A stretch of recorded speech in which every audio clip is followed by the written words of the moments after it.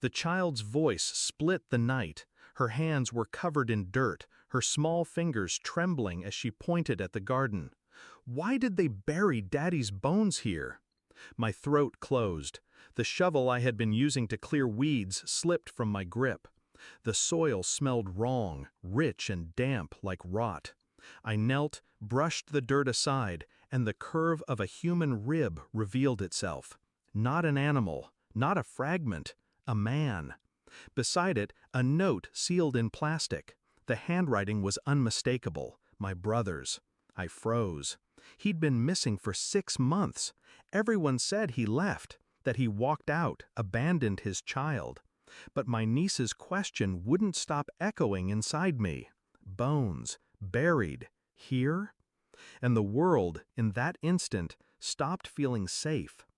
The note trembled in my hands as I read it. Each line was jagged, rushed. They want me gone. If you find this, they did it. Watch who comes near my daughter. Don't trust her. Her. My stomach tightened. My brother's fiancée, now the grieving almost widow, had been living in that same house, crying to neighbors, clutching his photograph, telling everyone he abandoned them. Her story never changed, except for the way she avoided my eyes. I told myself it couldn't be. She cooked for me. She let me tuck the girl into bed.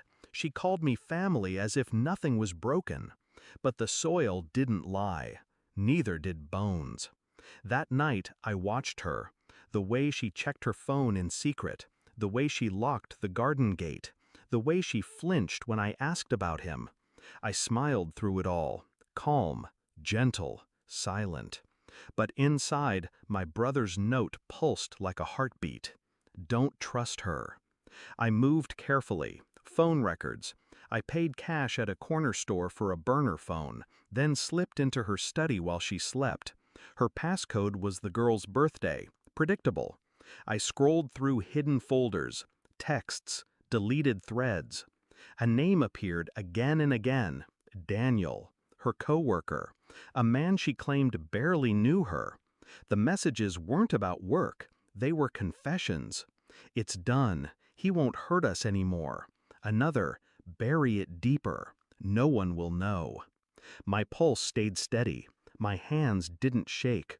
Rage burned cold, not hot. DNA followed next.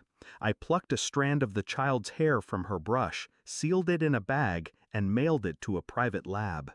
If my brother's note hinted at betrayal, I wanted certainty. Days stretched. I played the role of caretaker, tucked the girl in, shared coffee with her mother, watched her laugh, her face soft with practiced grief. But every smile she offered felt like glass in my mouth. I already knew the truth. I only waited for paper proof. The envelope arrived on a Wednesday. I sat alone at the kitchen table, the child asleep upstairs. 1 page, 1 line. Paternity excluded. She wasn't my brother's daughter. The floor seemed to vanish beneath me. All those nights he held the girl, thinking she was his. All the sacrifices, the pride in his eyes, built on a lie. I folded the report, slid it into my jacket, and waited for her to come home. When she entered, carrying grocery bags, I spoke without warmth. Sit. She blinked, startled, but obeyed. I laid the report between us. Silence filled the air, heavier than words.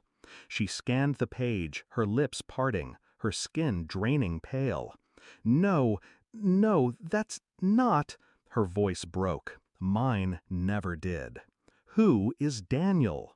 The bags slipped from her hands. Cans rolled across the floor. She whispered his name like a prayer she thought no one had heard. Her mask collapsed. I leaned back, watching her crumble. You buried my brother, lied about his child, kept his ghost alive while you slept with another man. Tears streamed down her face, but I felt nothing. My brother's voice echoed again. Don't trust her. I could take this to the police, I said softly, but why waste the satisfaction? Her eyes widened, desperate. Please. I stood, left the report on the table like a knife. Pack your things. Leave this house by morning. The girl stays. She's not yours. She never was. She sobbed, begging, reaching for me. I didn't flinch. I wanted her to feel the weight of silence, the way my brother must have when dirt closed over him. By dawn, she was gone. The house was quiet, too quiet. The child stirred upstairs, unaware of the truth wrapped around her small life. She would grow up knowing love, not deceit. She would never call that woman mother again. I stood in the garden where the bones had been. The soil was flat now, the evidence removed, but I could still smell the weight of betrayal in the air. My brother was gone, but his warning saved me, saved her. I didn't cry. I didn't mourn. The last tie to her snapped like a thread. I turned, walked inside, and closed the door. So, ghosts deserve silence. Others deserve justice. She had both. And me? I had control again.